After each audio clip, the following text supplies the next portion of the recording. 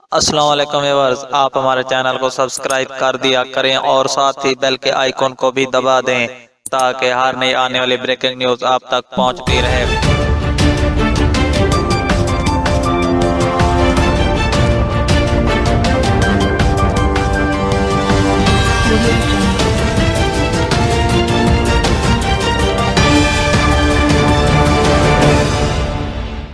حکومت نے جمعے کی چھٹی بحال کرنے کے لیے رائے طلب کر لی ہے۔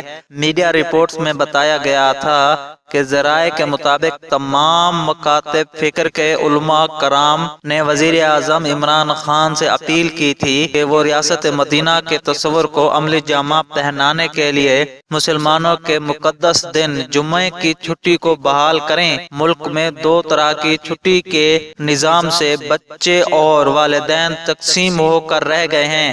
ملک بھر کے بیشتر شہروں میں کاروباری ادارے جمعے کے روز بند ہوتے ہیں، جبکہ سرکاری ادارے جمعے کو معمول کے مطابق کھلے ہوتے ہیں۔ اس طرح بچے والدین سے نہیں مل پاتے، جس پر حکومت نے جمعے کی چھٹی بحال کرنے کے لیے مختلف وزارتوں سے رائے طلب کی ہے۔ صدر مملکت عارف علوی بھی علماء کرام کے مطالبے کی حمایت کر چکے ہیں۔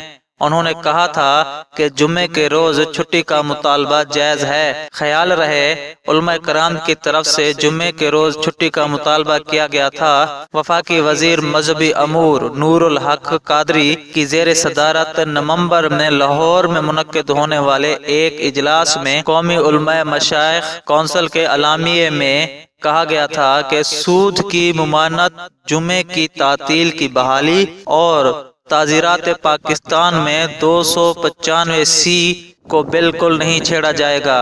اجلاس میں ملک کے طول و عرض سے کونسل کے اراکین، علماء کرام اور مشائخ نے شرکت کی۔ وفاقی وزیر کے اجلاس کے شرکاء کو یقین دلوایا کہ حکومت قومی علماء مشائخ کونسل کی سفارشات پر بھرپور عمل کرے گی، وزارت کی نگرانی کرے گا۔ تمام مسالک کے نمائندگان پر مبنی وفد وزارت کی زیر نگرانی مدارس دینیہ کا دورہ کرے گا۔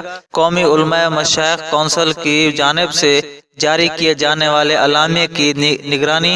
اعلامیے کے دیگر نکات میں صوبائی اور ضلعی سطح پر علماء مشائخ کونسل اور متحدہ علماء بورڈ کے قیام کے لیے پرزور سفارش کی۔